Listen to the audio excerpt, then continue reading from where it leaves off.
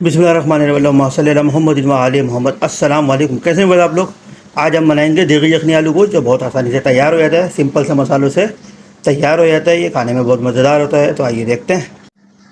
देखिए जी, यखनी आलू गोश्त के लिए हमने तकरीबन ये 1 किलो के करीब गोश्त लिया है बोनलेस। ये आलू लिए तकरीबन ये 3 पाव के करीब आलू हैं। ये हमने टमाटर और प्याज लिए, 3 अदद प्याज और 3 अदद टमाटर हैं। इसको टमाटर को हम पेस्ट बना के डालेंगे, काट के नहीं डालेंगे। पेस्ट बना के थोड़ा टेस्ट अलग आता है इसमें।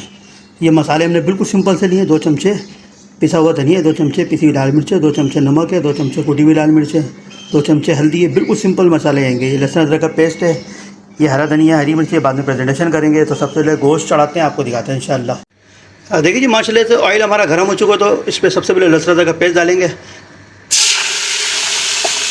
साथ साथ इसके गोश्त भी डालेंगे इसके अंदर। ये हमने गोश्त डाल दिया है लहसुन अदरक के पेस्ट में। इसको हाई फ्लेम के ऊपर तकरीबन 2 से 3 मिनट भूनते हैं। देखिए माशाल्लाह से इसको हमने गोश्त को तकरीबन 3 मिनट हाई फ्लेम के ऊपर भुना। इसका पानी वगैरह बिल्कुल ड्राई हो चुका। तो इस पॉइंट के ऊपर ये मसाले हमने लिए थे, मसाले इसमें डालेंगे। मसाले डाल के इसको अच्छी तरीके से मिक्स करते हैं। देखिए ये माशाल्लाह से बड़ा ज़बरदस्त कलर आ गया। तो मसाले हमने मिक्स कर चुके हैं। तो ये उस पॉइंट पर प्याज दी थी हमने, इस तरह से काटी थी। प्याज डालेंगे, प्याज को भी इसको अच्छी तरीके से मिक्स करते हैं 1-2 मिनट। देखिए जी, प्याज भी इसको अच्छी तरीके से मिक्स कर लिए। तो हमने ये टमाटर का पेस्ट बनाया था, इसमें पेस्ट डालेंगे।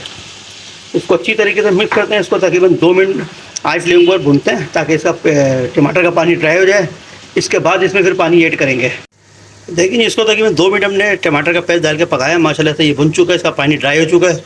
तो इस पॉइंट के ऊपर तकरीबन 2 गिलास पानी इसमें ऐड करेंगे हम। ये हमने 2 गिलास पानी डाल दिया है।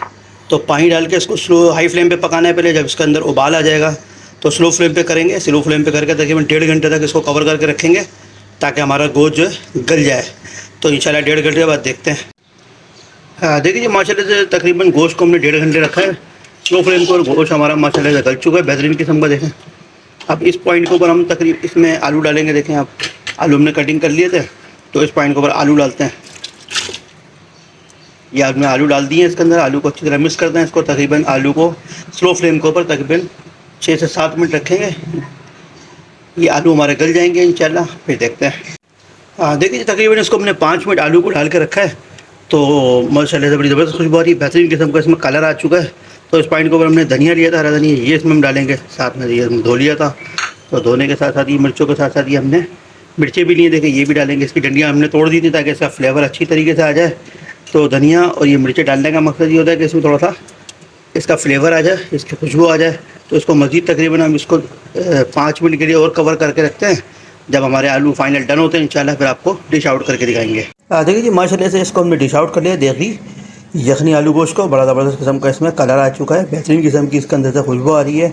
बहुत आसानी से सिंपल तरीके से तैयार हो जाता है। ये देखिए आलू गोश्त बनाया हमने। तो आप बनाएं, अपने घर वालों के साथ खाएँ, एंजॉय करें। हमारे चैनल को लाइक करें, सब्सक्राइब करें, शेयर करें। अस्सलाम।